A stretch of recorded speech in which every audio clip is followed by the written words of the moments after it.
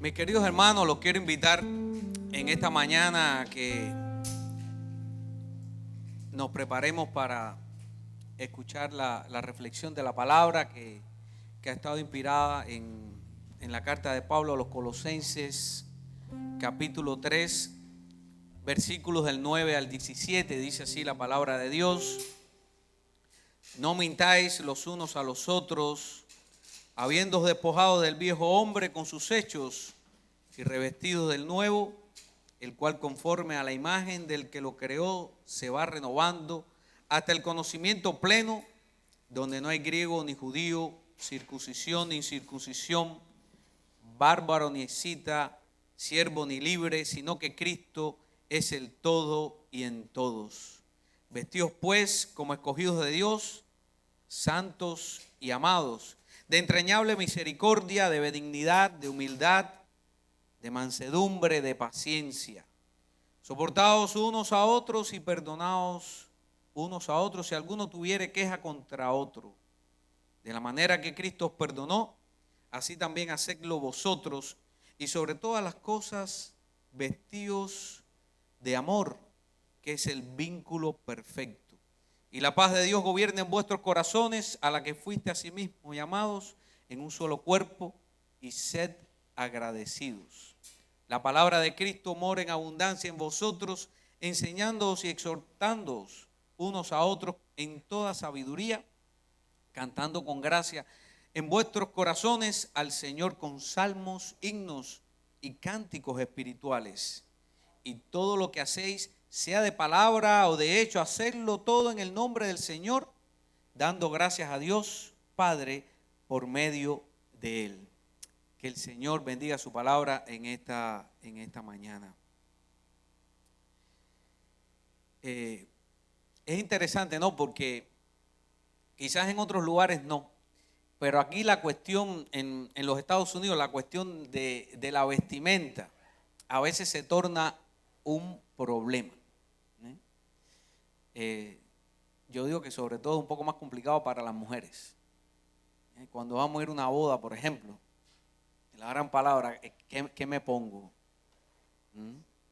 ¿O qué zapatos me pongo? ¿Qué vestimenta usamos? Porque sabemos que vamos a estar en un grupo y que nos van a estar mirando. Nos van a estar mirando. Y yo no digo que sea malo o que sea bueno.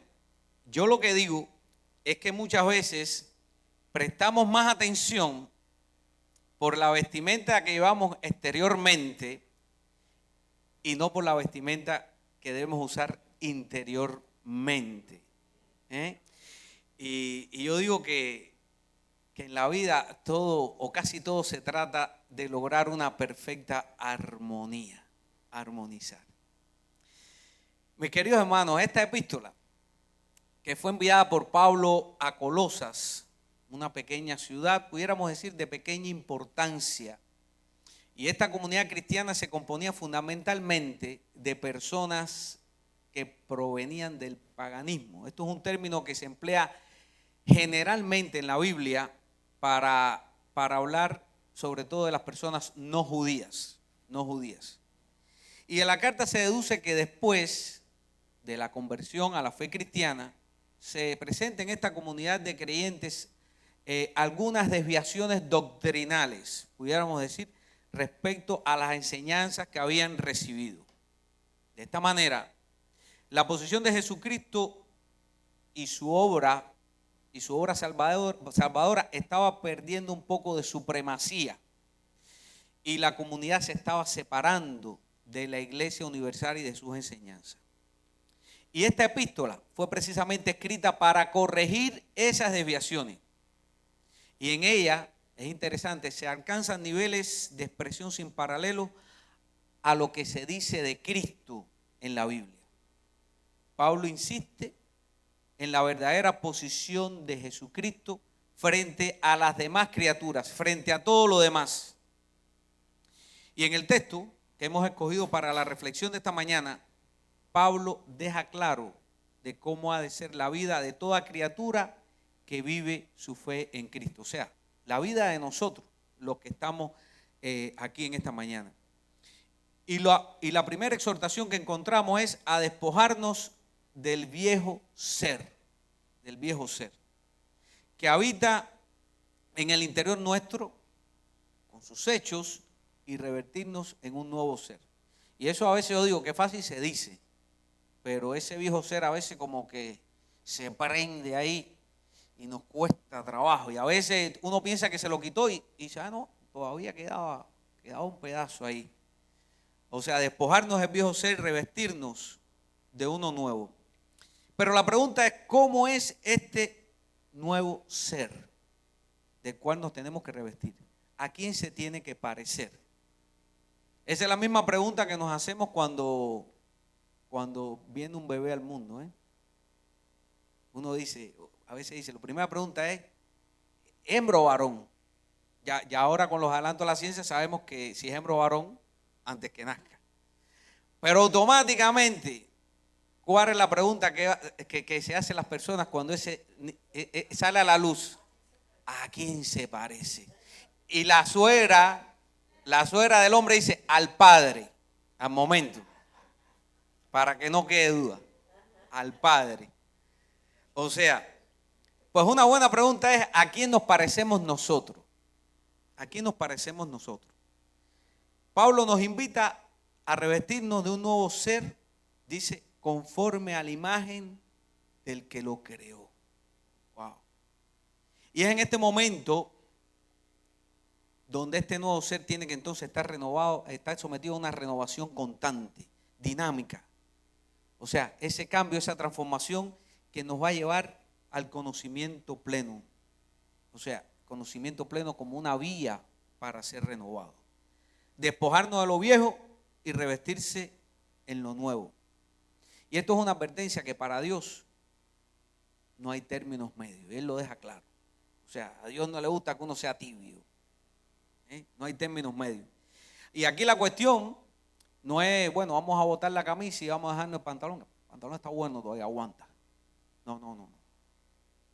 Hay que despojarnos de todo. Se trata de botar todo lo viejo, ponernos una muda nueva. Y yo digo que aquí en este caso despojarnos lo viejo es como aquello que nos impide ser verdaderos seguidores de las enseñanzas de nuestro Señor Jesucristo. O sea, revestirnos y ponernos una muda nueva, donde evidentemente esa muda nueva no la vamos a reservar para cuando hay una boda o para el domingo en la iglesia. O sea, esa muda nueva hay que usarla todos los días. Y lo bueno que tiene esta muda nueva es que mientras más la usamos, más reluciente se pone, mejor se pone y la gente lo nota. La gente lo nota. Esa es la pregunta que le hacen a ellos. ¿Tú eres cristiano? Porque se sorprenden de cosas que uno hace. O sea, uno se da cuenta que está usando la muda adecuada cuando empieza a marcar la diferencia. Más adelante el texto comenta acerca de las diferencias raciales y sociales de la época. Las divisiones y contradicciones entre griegos y judíos eran prácticamente insuperables, al menos sobre todo del lado judío. La circuncisión no reconocía a la incircuncisión.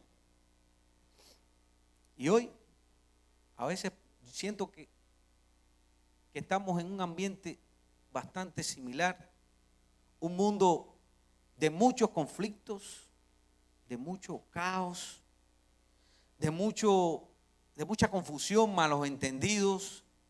O sea, donde oigo también que hay pérdidas de valores que son elementales para la sobrevivencia de la especie humana. Yo a veces veo que las personas no piensan dos veces para darle un tiro a alguien o agredir a alguien. Esa extrema violencia ahora mismo, como el pastor decía, en Chile, en Bolivia, vemos como no la piensan dos veces para destruir lo que viene por delante. No lo piensan. O sea, un mundo con un déficit de valores elementales. Yo pudiera decir que constantemente la creación está siendo retada, constantemente. La declaración de que Cristo es el todo y en todos excluye todo tipo de privilegios, todo tipo de valoración parcial del Cristo verificador que aparece en las Sagradas Escrituras. En el versículo 12, el apóstol retoma el tema de la vestimenta que estábamos hablando y dice: vestidos pues como escogidos de Dios, santos y amados, de entrañable misericordia, de bondad, de humildad, de mansedumbre. Y esta palabra es muy importante: de paciencia. Yo digo que son palabras y que son un reto, un verdadero reto para los que tenemos la tarea de ser imagen y semejanza de Dios aquí en la tierra. Pero también hay un llamado a soportarnos y perdonarnos unos a otros. Soportar y perdonar. Que en este caso el soportar no es la traducción que nosotros la hacemos usualmente, como que, imagínate, no me queda otra, lo tengo que soportar. No. Aquí soportar, que viene siendo como ser paciente con, atender con paciencia, y perdonar, que viene a ser algo como conceder, dar, otorgar, tratar generosamente. Son dos palabras muy importantes para tener relaciones humanas pacíficas y sobre todo de respeto mutuo. Pablo, al hablar de todo esto, nos llama a completar esta vestimenta, esta vestimenta nueva, esta muda nueva, con algo esencial que no puede faltar, y yo creo que es el acabado de esta ropa, de este vestido, de este traje, que es el amor. Y como dice el mismo Pablo, dice que es el vínculo perfecto, es lo que sella. Y siempre decimos, bueno, Dios es lo perfecto. Y como decimos también nosotros, Dios es muchas cosas, pero también Dios es amor. Pablo en el versículo 15 habla de la paz, y que la paz de Dios gobierne en vuestros corazones, a la que fuisteis llamados en un solo cuerpo. O sea, tanto el tema de la paz como el tema del amor encuentran un lugar muy destacado en las enseñanzas de Jesús. La paz es la que mantiene el orden y la armonía del cuerpo.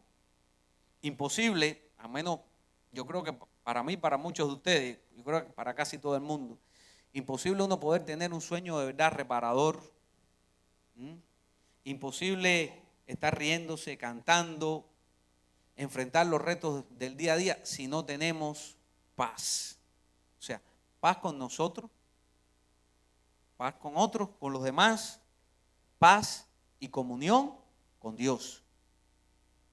Paz con nosotros, paz con los otros, paz y comunión con Dios. Otra exhortación que encontramos en el texto es la necesidad de asimilar la palabra, que en Cristo habite en el interior de nuestras almas en abundancia a través de su palabra, que modere y dirija cada paso que demos, la palabra de nuestro Señor, para poder enseñar a otros con sabiduría. O sea, yo siempre digo que quizás las personas no crean lo que nosotros decimos, pero las personas siempre van a creer lo que nosotros hacemos. Que la palabra que habita en nosotros esté en armonía con lo que nosotros hacemos. Yo digo que es como convertirse en el quinto evangelio. El quinto evangelio. Y fíjense bien, en la Biblia existen 4 evangelios: Mateo, Marcos, Lucas, Juan. Pero nosotros somos ese quinto evangelio. Y yo digo que yo no sé si es por suerte o por desgracia, pero el quinto evangelio es el que más las personas leen. El quinto evangelio.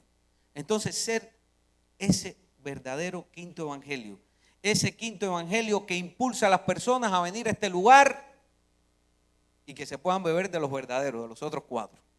Ser ese vehículo, ese vínculo.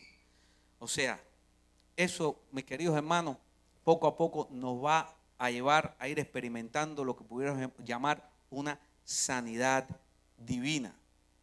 Evitamos que con el paso de los años nos convirtamos en una especie, hablando en términos médicos, de parásitos espirituales. Esas personas que van a la iglesia, leen la Biblia, pero ni la palabra no existe, no hay cambio de vestimenta, no hay amor, no hay exhortación de nada. Y ustedes saben lo que nos sucede a los seres humanos cuando nos llenamos de parásitos. No nos podemos desarrollar.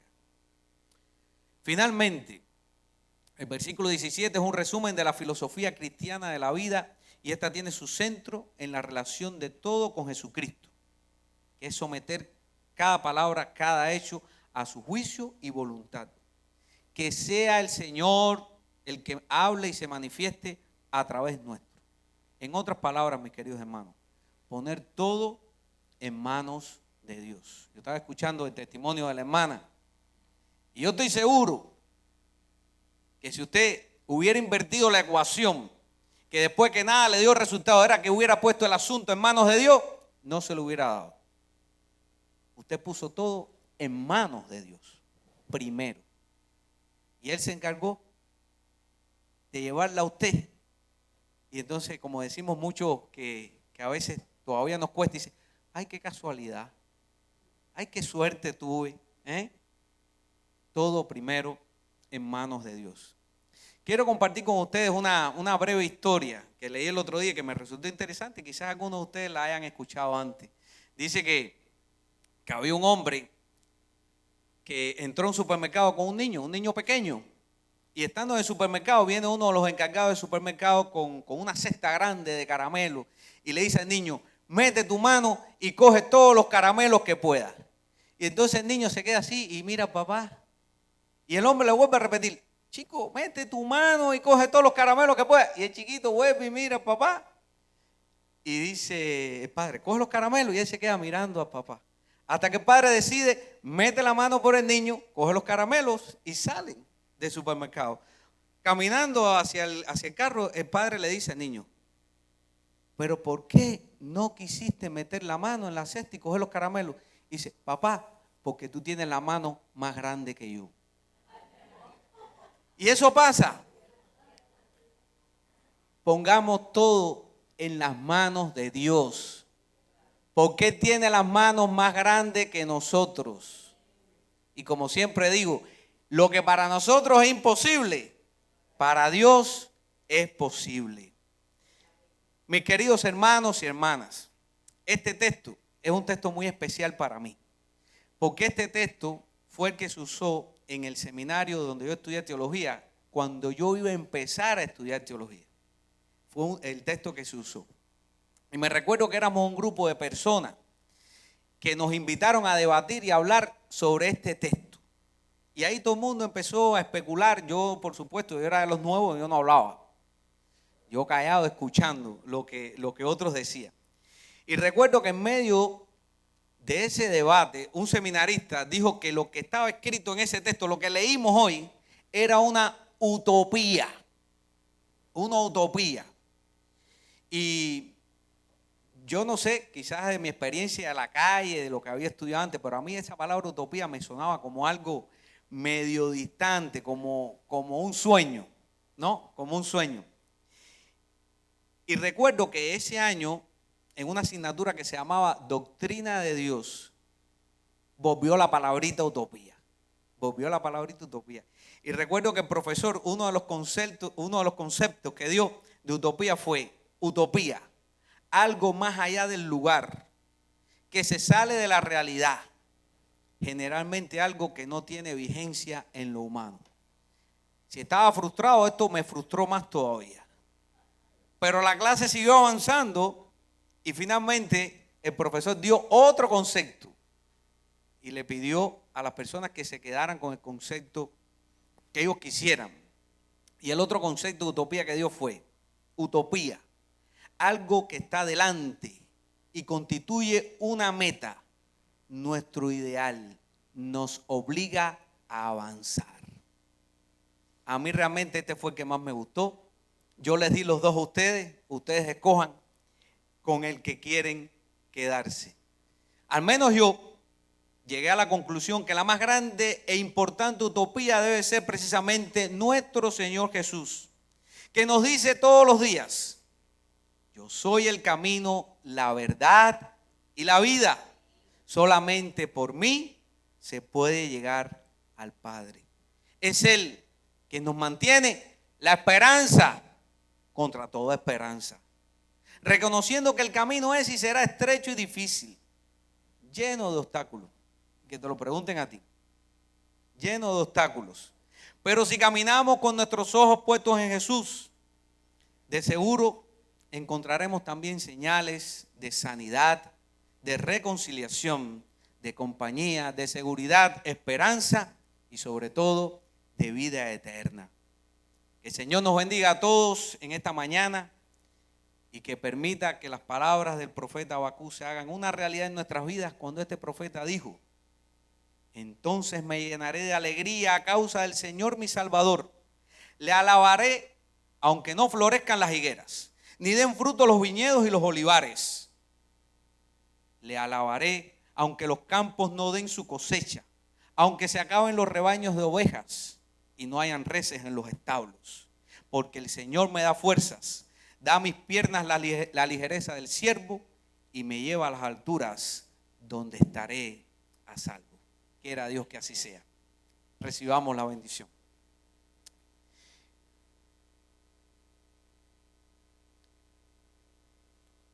Y ahora que la gracia de nuestro Señor Jesucristo, el amor infinito de nuestro Padre amado y la comunión de su Santo y Divino Espíritu sea con esta amada iglesia, con todo el pueblo de Dios y con todo el mundo de Dios, ahora y por siempre, por los siglos de los siglos.